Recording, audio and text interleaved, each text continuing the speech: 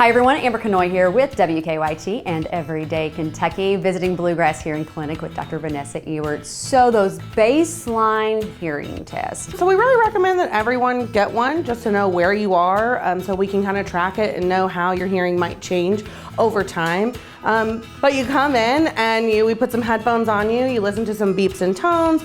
We also do some speech testing to make sure that you're able to understand speech in quiet and in noise and those types of things. So it's always good to get it checked, just to make sure we have something to go on, to see if your hearing is going to change over the years. We have a better idea of what kind of progression it might have. Any tips, just things to avoid to not cause any hearing damage? Oh, noise.